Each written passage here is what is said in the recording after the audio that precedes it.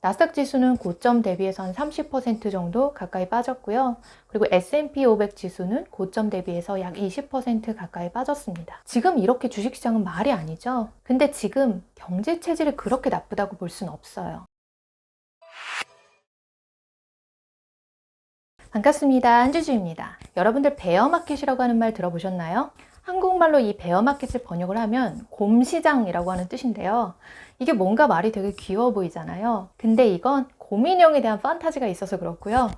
곰시장의 파괴력은 정말 무시무시합니다. 요즘 이 베어마켓에 관련된 기사를 굉장히 자주 보실 수가 있을 거예요. 근데 이 반대의 개념이 있는데 바로 불마켓입니다. 그 불이 fire라는 뜻으로 알고 있던 때도 제가 있었는데 그렇지 않고요. 불은 BULL, 그러니까 황소를 의미합니다. 주식시장에서 불, 그러니까 황소는 상승을 의미합니다. 불마켓이라고 하는 거는 장기간에 걸친 상승장이라고 하는 뜻이에요. 불마켓은 속도가 완만하고 기간이 긴 편이고요. 그리고 이 불마켓이 이끄는 상승장이 되게 워낙 이렇게 신압으로 상승을 해서 이게 상승장인지 뭔지 도대체 눈치를 챌 수 없게끔 만드는 경향이 있습니다. 반대로 베어마켓은 하락장을 의미하고요. 이 베어마켓은 지금 우리가 겪고 있는 그런 약세장을 의미합니다. 베어마켓이 오면 신문에 되게 자주 나오는 사진이 하나 있는데요. 뭐냐면 이 주식 트레이딩 담당자가 막 이렇게 나와서 비극적인 표정을 짓고 인상 쓰고 있는 막 이런 모습이 나오잖아요. 이런 사진들 보시면서 이 표정처럼 이렇게 같이 우울해지시면 안 됩니다. 대중은 시세가 올라야 주식을 사고 그리고 시세가 떨어지면 주식을 판다, 이런 말이 있어요. 이번에도 여지없이 그런 분위기가 좀 스물스물 나오는 것 같아요. 여기서 하락장이 만약에 더 깊어지고 더 오래 가면요, 많이들 시장을 떠나실 거예요. 하락장이 1년 이상 지속되잖아요. 그러면 사람들이 다 떠납니다. 근데 기억하셔야 할 것이 있어요. 황소가 이끄는 강세장에도 중간중간에 이렇게 곰이 출현하기도 한다는 거예요. 주가는 우리가 기대하는 것처럼 그렇게 진행되지 않아요. 앙드레 코스톨라니는 이에 대해서 되게 적절한 비유를 했는데요. 무에서 많은 것을 얻는 것이 쉽지 않다는 것을 인간에게 좀 증명을 해주기 위해서 항상 악마가 끼어든다, 이렇게 표현을 했어요. 되게 특이하죠? 그리고 월가의 투자자인 켄 피셔도 이렇게 주식시장을 모욕의 대가다라고 표현을 했는데요. 하락의 끝을 보여주다가도 내가 팔면 막 무섭게 폭등하기 시작하는 그런 장사를 보여주기도 하고요.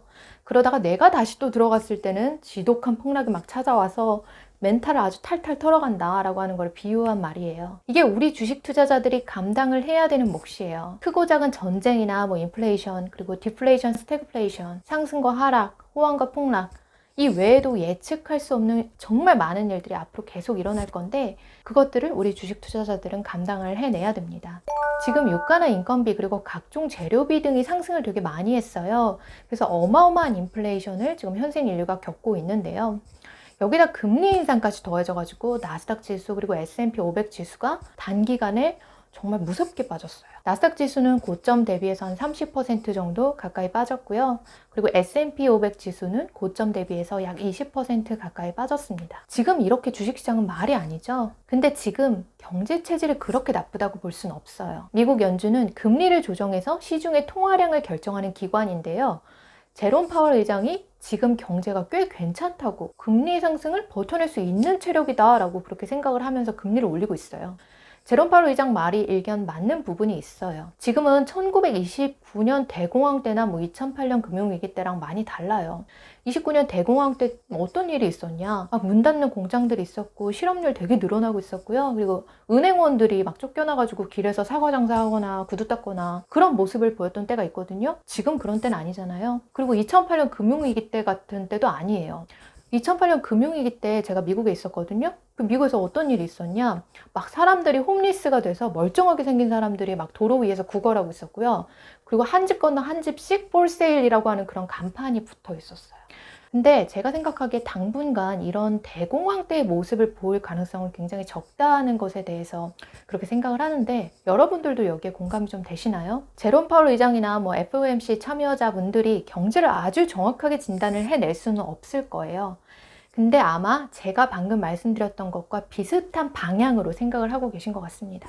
경제 위기나 경제 침체에 대한 그 어떤 징후도 없다, 이렇게 이제 생각을 하는 건데, 그래서 FOMC는 제롬 파월 의장은 금리를 그렇게 급격하게 인상을 하고 있는 거예요. 실업률 지표를 보면 지금은 거의 완전 고용 상태에 가깝게 있고요. 그리고 소비 심리를 보면 최근 물가 폭등이나 그리고 금리 인상 이후에 조금 낮아지고 있기는 하지만 그래도 아직 견뎌낼 수 있는 상황이다.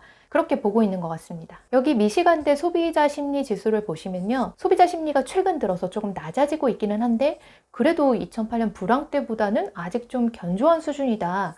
그렇게 좀 볼 수 있다는 걸 알 수 있어요. 연준이 지금 인플레이션을 상쇄를 하려면 억지로라도 이 소비 심리를 조금 더 끌어내려야 될 것 같습니다. 이를 위해서 연준은 앞으로도 금리 인상 계속할 것 같고요. 그리고 시중 유동성을 빠르게 축소를 하려고 하는 그런 의지를 보이고 있습니다. 소비 심리 저하와 그리고 주가 하락 뭐 이런 것들은요. 인플레이션을 잡기 위해서 어쩔 수 없이 좀 희생을 해야 되는 부분이에요. 그래서 당분간 여러분들께서는 지금의 이런 분위기에 조금 익숙해질 필요가 있을 것 같습니다. 연준뿐만 아니라 그리고 모든 국가는 이런 높은 수준의 인플레이션에 상당히 민감해요. 경제 호황을 반납하면서까지 인플레이션을 잡는 거에 사활을 건다 그렇게 봐도 과언이 아닙니다. 90년대 한국은행의 내부에는요.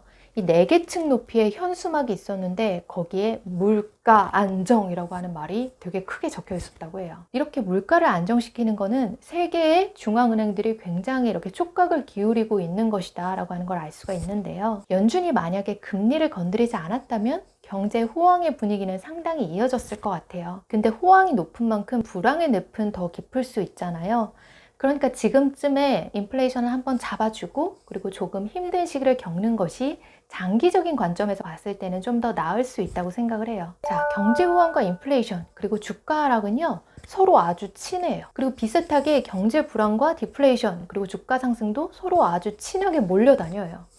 경제 호황이랑 주가 하락 그리고 경제 불황과 주가 상승 이런 것들이 쌍으로 같이 다닌다라고 하니까 조금 특이하죠. 그래서 이거를 굳이 제가 논리적으로 한번 따져볼게요. 경제 호황기가 오면 사업 같은 직접 투자에 돈이 되게 많이 들어갈 거예요. 그러면 저축된 자금의 많은 부분이 이런 이제 사업 같은 직접 투자로 막 몰려 들어가겠죠. 그럼 일종의 간접 투자격인 주식 투자할 돈이 얼마 남지가 않잖아요. 그러니까 주가가 하락할 수 있어요. 여기다가 경제 호황기에는요. 인플레이션이 올라갈까봐 금리를 올리잖아요. 지금처럼요. 이렇게 높은 금리가 오니까 주가가 타격을 받을 수가 있는 거예요. 반면에 경제 불황기가 오면 사업 같은 거 잘 안 하잖아요. 사업 같은 그런 직접 투자를 많이 하지 않으니까 그 돈이 은행에 머무르게 될 거예요. 근데 불황기라면 은행 이자가 낮아질 거잖아요. 그러니까 그 돈이 좀 심심해지겠죠. 그래서 그 돈이 주식시장으로 흘러 들어가게 되고요. 그래서 주식시장이 상승하게 될 수도 있어요. 그러니까 시장이 나락에 떨어졌을 때 경기가 불황의 끝을 잡고 있을 때 주가가 상승하기 시작한다는 거예요. 논리적으로 좀 그럴듯한 설명 아닌가요? 실제로 시장이 그렇게 움직인다고 합니다. 근데 이 타이밍을 구체적으로 딱딱 맞춰낼 수 있는 사람은 세상에 없어요. 하지만 대체로 이렇게 흘러간다라고 하는 거를 알고 계시면 좋을 것 같습니다. 저는 지금의 경제 체력이 꽤 괜찮은 상태다 이렇게 생각을 하고요. 불마켓 중에 잠시 곰이 끼어든 거다 이렇게 예상을 하고 있는데요. 근데 제 예상이 정말 보통 다 틀리거든요. 그러니까 앞서 제가 말씀드린 예측과 연준의 모든 예측이 다 빗나가서 거대한 금융위기나 경제위기가 수개월 내에 닥칠 수도 있어요.